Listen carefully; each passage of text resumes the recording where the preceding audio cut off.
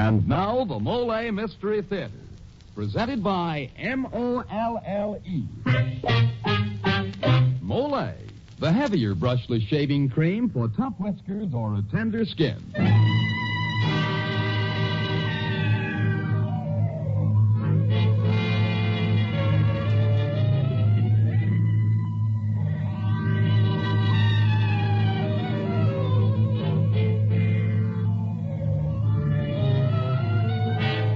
Good evening. This is Jeffrey Barnes, welcoming you to the Molle Mystery Theater, the program that presents the best in mystery and detective fiction.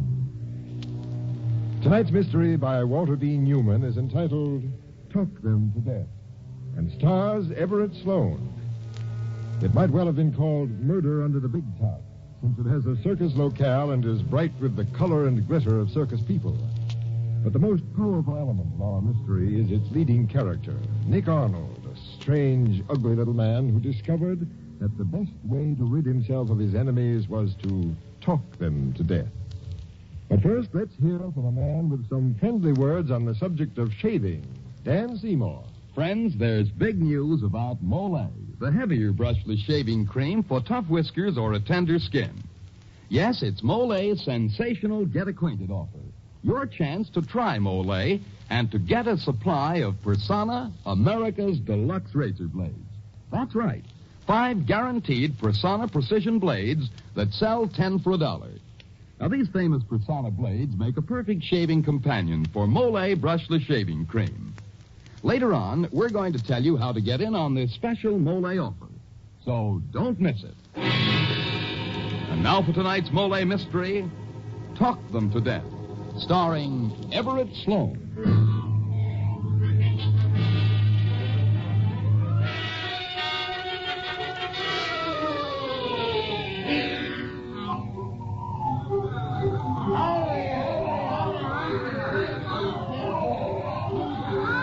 That morning, I decided to talk to death all those between me and what I wanted.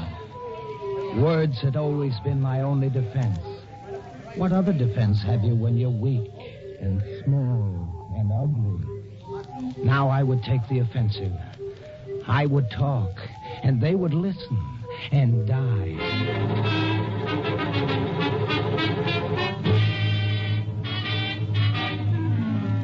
That morning I was standing, as I often stood, just inside the entrance to the big top, watching Annette rehearse. I love to watch trapeze artists. To feel for just one moment the freedom, the serenity, the swooping exultation they experience at every performance. I watched Annette swing back and forth, back and forth. What a lovely girl. I hungered for her. But what had I to offer her? Nothing. But if I owned a circus, yes, I, Nick Arnold, if I were owner of the circus... Nick. Snap out of it, Nick. What? Always in a fog. Listen, I got Peter the Great outside, our new escape artist. Is his wagon ready for him? Well, you didn't tell me, Duke. You told Lee to take care of it. Lee! Come on, Nick. Fine part of that loopy rumhound is. Gets half the profits and leaves me all the grief. He'd be lost without you, Duke. This show could be a real moneymaker if I didn't have him around my neck. Why doesn't he sell out to me like I asked him? You're right, Duke. He's no help to you at all. Hello, Duke. Hello, Nick. How's the Arnold brothers? What's the matter, Duke? You mad about something? You lush, you rum-tum, you. A star act joins the outfit and there's no wagon ready for him. Oh, that. I'm sorry about that, Duke. I guess it slipped my mind. Really? You're sorry, huh? Well, that's just dandy. Just dandy. Incredible. Now, what's the good of being Just sorry? because of a few words, a grown man cowers like a whipped dog. Ready, huh? Now, look, I'm finished. One of us has to get out. I want you to sell your half to me. Sell? Oh, you know I can't do that, Duke. This show has always belonged to my family, my grandfather, my father. I broke into show business with this circus. Turn it off. And I don't want to hear any more about how you were once a lion tamer. It don't impress me. Well, A fine lion tamer you must have made. You get clawed once and your nerve breaks and you don't go near a lion for 15 years. that's not true. I was a good lion tamer, and I'm not afraid of the cats. I'm not. No? Why did you give it up then? Well, because of my other responsibilities. Yeah, running this show and looking after my wife and raising my son, Robbie. And Throw it to the sparrows, will you? You don't run this show, I do. You don't look after Ruby, she looks after you. Yes, and she's a better tamer than you ever were because she's got the moxie. Oh, for Pete's sake, Duke, leave me something, will you? Okay, you won't sell out to me, then buy me out. No, Duke, What's going on here? Oh, Ruby. I said, what's going on? I'm talking to you, Duke. Ruby, I still have a performer out there waiting for a wagon. All right. I'll see about that right now. Ruby? Yeah, go ahead, Lee. I'll take care of this. All right, Ruby. No dice, Ruby. He won't buy and he won't sell. I told you he wouldn't. Duke, don't bear down too hard on him. Oh, I'm sorry. Working with him is like trying to write with a post office pen. I lose my temper. I only ask because he doesn't have long to live. I got him to take a physical examination in Templeton. His heart's in bad shape. He doesn't know. So be patient. Okay. You look tired, baby. I've been trying to work Jezebel all morning. It's no use. She's turned killer cat. We'll have to shoot her. Come here, give me a kiss, huh? Sure. I guess I better be... Oh, it's only Nick. You're gonna fade into the background once too often, kid. Go on, beat it. Oh, sure, Duke, sure. Hello, Nick. Oh, hello, Annette. Where you going? To my wagon. You want to walk me home? Yeah. Say, was that you down there watching me rehearse this morning? What'd you think? Oh, you're getting big time. If I owned this show, I'd raise your pay and give you star billing. And that's not Here all. comes Robbie. Pretend you don't see him. Hello, Satin Skin. Got a smile for Robbie? You grab my arm again When are and you I'll... going to give me a tumble, baby? Come on, Nick. So long, Satin Skin. I hate that mama's boy. Just because Lee and Ruby are his folks, he thinks that... He sits opposite me in the mess tent and tries to play footy under the table. You know, I wish your brother Duke would do... Do you want me to take care of him? You? I mean... Forget it, Nick. I can take care of myself. Oh, look. They're rolling a new wagon next to mine. Yes, we have a new star act. Peter the Great, the scape artist. Oh? Well, I'll see you later, Nick.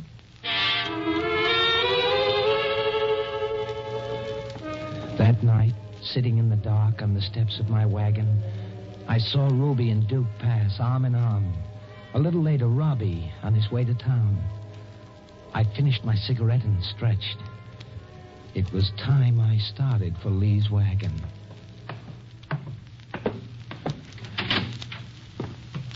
Hello, Lee. Huh? Oh, it's you, Nick. Have a drink? No, thanks. Oh, what's that? A photograph album? Yeah, I'm just looking through some old pictures. Look, here's me the first day I did my line taming act. Oh, good-looking costume. Yeah, wasn't it? I was a big success. I stopped the show cold. Oh, I bet you did at that. Here, have another drink. Yeah. Here's another picture, Nick. That's me and my cats. How many did you work? 30 at one time. Greatest thing you ever saw. You think Ruby is good with the cats? You should have seen me. I taught her everything she knows. I'm as good as I ever was, too. And if you want to know something, I'm thinking of going back into it. Really? Sure. Never would have left it, you know. But I didn't have more important responsibilities, running my show and bringing up Robbie and taking care of Ruby. Well, it's true. You'll see. You'll all see. I didn't lose my nerve. I didn't. It's a lie, Nick. Sure it is. Sure it is. Drink up. Thanks. You think you could handle Jezebel? Jezebel? I could have that cat purring and rubbing against my leg in 5 minutes, Nick. I told you, I used to work 30 at one time. 30? My goodness. How did you do it? Well, I did. Here, give me Ruby's whip. Yeah. Thanks. Let me have that chair. Now, the cats would be all over the cage, see, and the band would be playing as soon as I'd come in. Rondo would take a swipe at me. Back, Rondo, back, you ship, back. And he'd snarl, and he'd go back, and then I'd start building them into pyramids. Up, you three, up, hold it. Now, you five, on the platform. Up, Nero, up. And there they'd all be, all pyramided, and the audience screaming itself crazy. Here, have a drink, Lee. You know, I sure would like to see you in action. Oh, anytime. Well, how about now? Huh? With just Jezebel. Well, why not? Sure. Let's go, then. Absolutely. And you know something? After I tame Jezebel, I'm going to have a little talk with Ruby. She's been getting out of hand lately. You know how some women have to be tamed. Well, I'm the guy who can tame them. I can tame anything.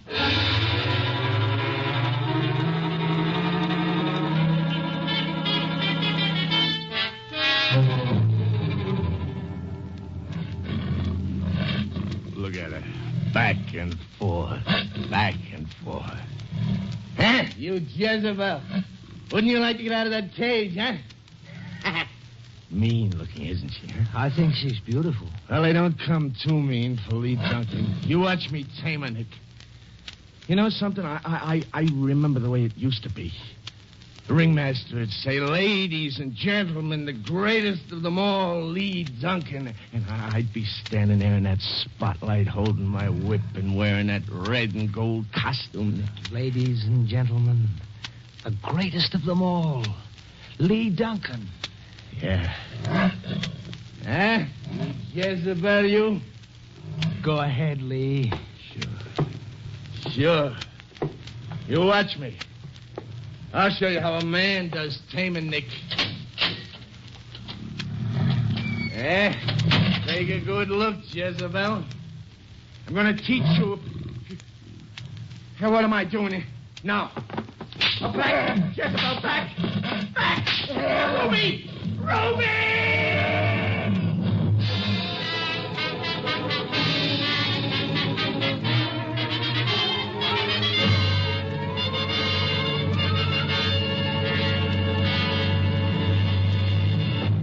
This is Jeffrey Barnes, mystery fans. In just a moment, we'll bring you Act 2 of tonight's Molle mystery, the story of a man who has a unique way of getting rid of his enemies. Meantime, here's Dan Seymour to tell you all about Molle's special offer. Here it is, friends. Molle's big get-acquainted offer. And we'll send you 5 guaranteed Persona blades, single or double edge. Remember the end panel from any package of Molle with 10 cents in coin, plus your name and address, to Box 19. That's Box 19, New York 8, New York. So get Molle and send for your blades tomorrow. And now back to Act 2 of Talk Them to Death, starring Everett Sloane as Nick Arnold.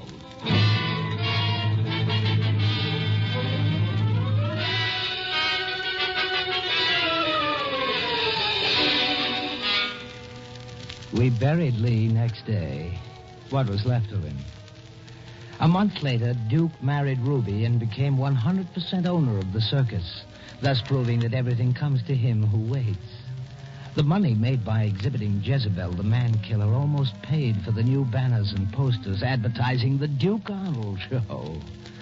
The Duke Arnold Show. I'd see my brother staring at those 4 little words on the 3 sheets for minutes at a time. His eyes would be filled with the wonder and the glory of them. Something like souls on the road to Damascus, I imagine. And what were they, after all? Just words, printed words, ink on paper. Words. I love words. Yes, Duke was a happy man, except for a few little things. Are you happy, Duke? Do I make you happy? You know you do. Oh, I love you, Ruby. I'm crazy about you. I know you are, Ruby. Sometimes it scares me. Scares you? I was thinking about Lee. What about Lee? It's all right, though, honest. I know you did it for me. Did it for you? Wasn't it you that did it for me?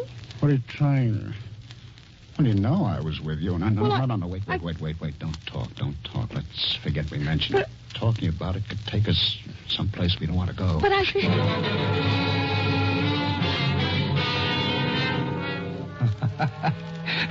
So they dropped it. But they were never, ever quite sure about each other after that. Never absolutely sure. Then Duke began to drink, and his temper grew murderous. I could kill you, you little punk. Mom. Stop it, Duke, stop it. What's Robbie done now? I'll tell you what, kid. He's made 3 of the coach kids hand in the notices. They'll leave him because your little Robbie's been throwing his weight around. Did you do that, Robbie? Mom, I was only having a little fun. Fun? Is that what you call it? Put me to the trouble and expense of bringing 3 more girls down if I can find them? You stay away from my performance, you hear me, panty waist? You let them alone, all of them. Stop it, Duke. And if I catch you annoying Annette again, I'll... Stop it. Calm down.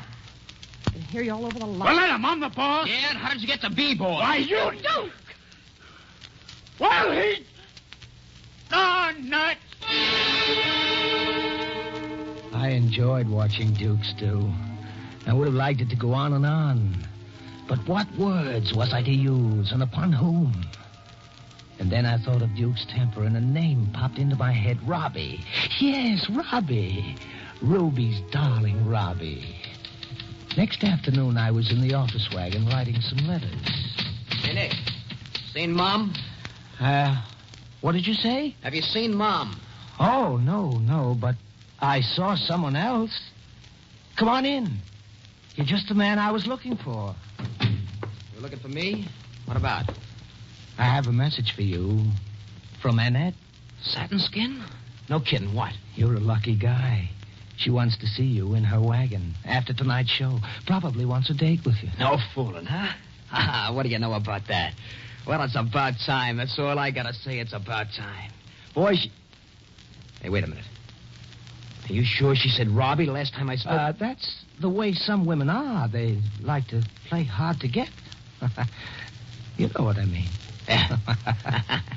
Yeah, thanks a lot, Nick. I'll see you around, huh? Yeah, don't mention it. So long. In her wagon. After tonight's show. Word.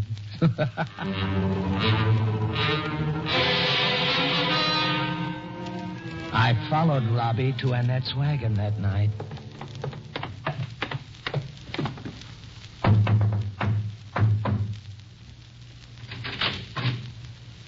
Hello, Satin Skin. Here's your Robbie. Oh, beat it, or I'll tell your mother on you. Look, I got a box of candy for you. $5 worth. Doesn't that get Robbie a little kiss? Go away, little boy. Come here. I said go away. I mean it. Hard to get, huh? I know. But you don't have to pretend with Robbie. Now, how about the kiss? You can only see how funny you look trying to act like a man of the world. Now go away, Robbie. Go away. Come on, give me a kiss. Stop. Now don't come any closer. I'm warning you. I said... Oh, why, you little... Let go. Let go. You let go of me. Get out of here. Robbie! Get out of here. I told you, Robbie! Duke, don't, please. Duke, don't. I didn't do that. Let go of me, Duke. Please. Let me go. I ran after them as quickly as I could. In the lights of the wagons all down the line, I could see Robbie running, dodging, stumbling over tent pegs, looking over his shoulder, tripping over ropes, heading straight for Ruby, and Duke pounding after him. When I got to her wagon, I saw Robbie inside, cowering behind Ruby, while she was trying to hold Duke off with a gun. Mom, go get him, Mom. Make him go away with you. Mom, You dirty lot! Duke, get choked. Duke, hit him. Duke, stop it or I'll shoot. Duke! You killed him! Ruby, why?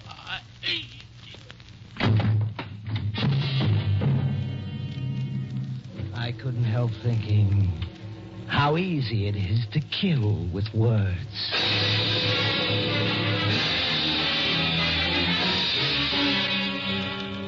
Robbie strangled to death.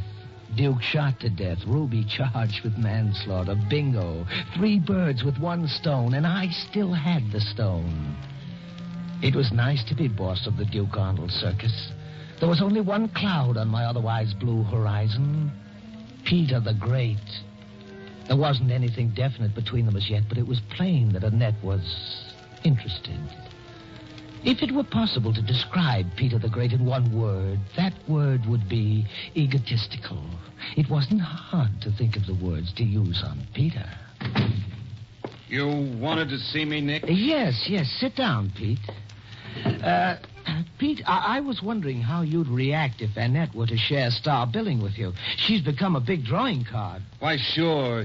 Give it to her. She deserves it. I don't mind. In fact, I'm glad for her. Nick, is she becoming a bigger draw than me? Well, she's right up there with you. You know how it is. Customers always like something new and different, and she keeps adding new stunts to her routine. Yes, I know. She's good, all right. Do you think I ought to change my routine a little?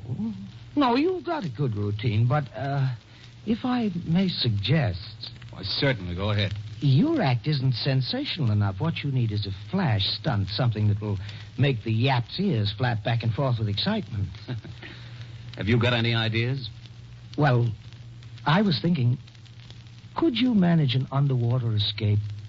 Underwater? Yes, something like this. You're handcuffed, and then after a thorough search for hidden keys, you get into a crate. The crate is sealed and lowered beneath the surface of the water.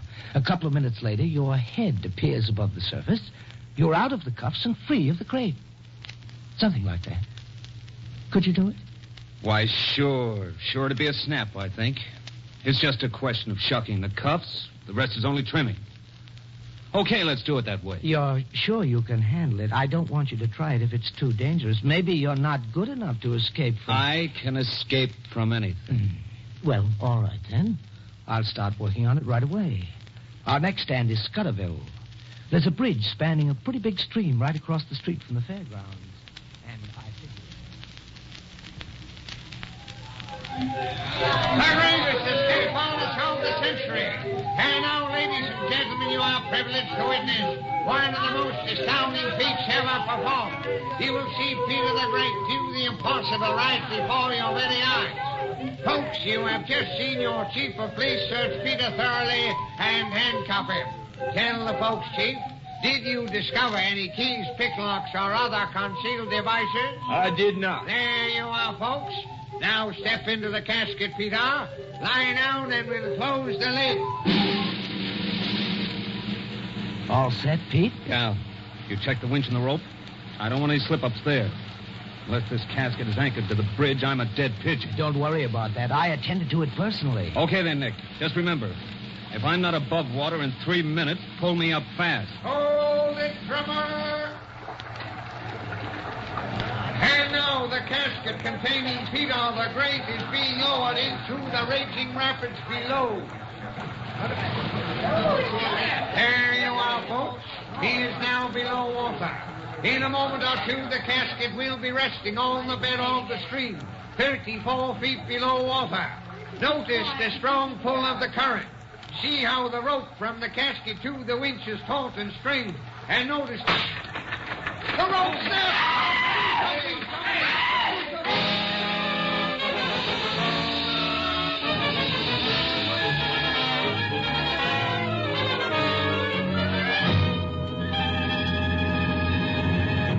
This is Jeffrey Barnes again. In just a moment, we'll bring you Act 3 of Talk Them to Death. Now a word from George Putnam. Here's something to keep in mind if dandruff is hurting your attractiveness. Many methods are ineffective for combating dandruff because they merely do what plain water does, that is, remove loose dandruff. They don't destroy the germ called Pityrosporum ovale that many outstanding authorities say is the cause of the most common kind of dandruff. For real relief, this germ must be destroyed. Now, a scientific product named Double Danderine fights dandruff effectively because it kills this germ on contact. Double Danderine is so remarkably effective that even in many stubborn cases, results have been amazing. And the reason for Double Danderine's astonishing effectiveness is a special ingredient, an active antiseptic that's so wonderfully efficient many hospitals use it. In Double Danderine, we call it Alzan. So don't waste time by trying to combat this dandruff with ineffective methods that actually are no better than plain water. Use Double Danderine instead. If you're not satisfied, you'll get your money back. Get Double Danderine tomorrow.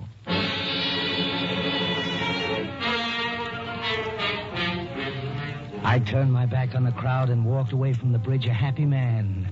Of course the rope had snapped. I attended to it personally. Yes, I was happy. There is no greater satisfaction than that afforded by the knowledge of a good job well done. I had the show, and it would be only a question of time before I had Annette also. Meanwhile, there was work to be done. A letter to Billboard informing that Bible of the amusement world of the unfortunate occurrence at the Scudderville Bridge. Then an advertisement to be inserted for a new escape artist for the Duke Arnold Circus. Peter! Peter, how did you... Oh, no, Peter, listen to me. Let me explain. You're upset and excited, and I understand what you must think, but let me assure you that I'm going to kill you. No, please stay where you are. Listen to me. Listen to me. I give you half the show. I give it all to you. No, don't come any closer, Peter. Peter, the show belongs to you. The show I killed Lee for, and Duke and Ruby and Roddy. Listen to me. Can't you hear me? No. Listen. Keep them away from me. Keep them away, please.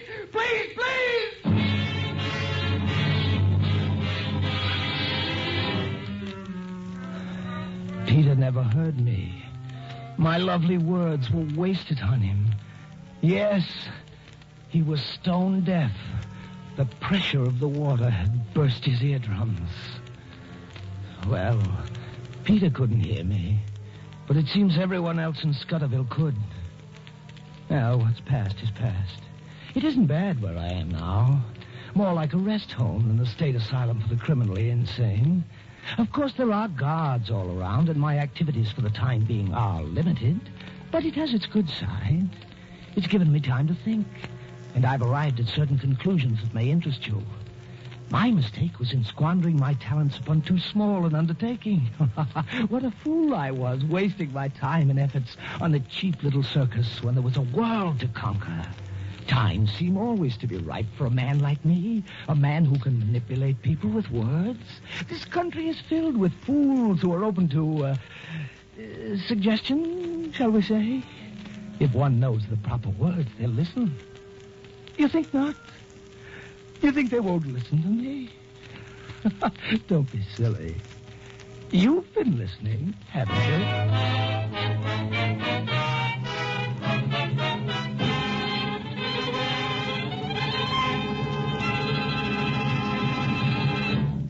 And now this is Jeffrey Barnes again, bringing down the final curtain on tonight's presentation of Talk Them to Death, written by Walter B. Newman.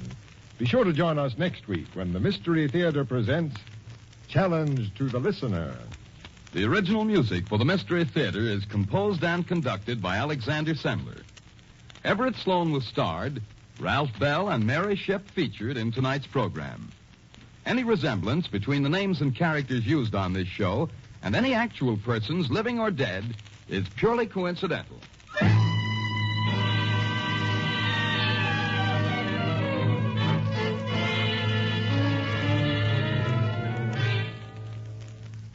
Sometimes when we're tired, we make mountains out of molehills. We putter around till even the easiest job seems impossible. Well, if you're that tired and pale besides, your doctor may find you have a borderline anemia resulting from a ferronutritional blood deficiency. Then you need ironized yeast tablets. They help build up your strength by building up your red blood cells to get back your color, your vigor, your driving energy. Ironized yeast tablets. And now this is Dan Seymour again, saying goodnight until next week at this same time, when the Mystery Theater presents Challenge to the Listener.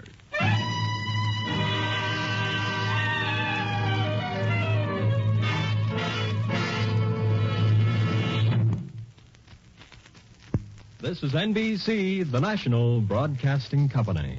The preceding NBC program was transcribed earlier from its Eastern release to be heard at this time. KFI, Los Angeles, Earl C. Anthony, Incorporated. 14 seconds to 10 p.m. Gruen watch time at Leroy's. Be prepared for your trip this summer. Be prepared with luggage that will make your trip more fun.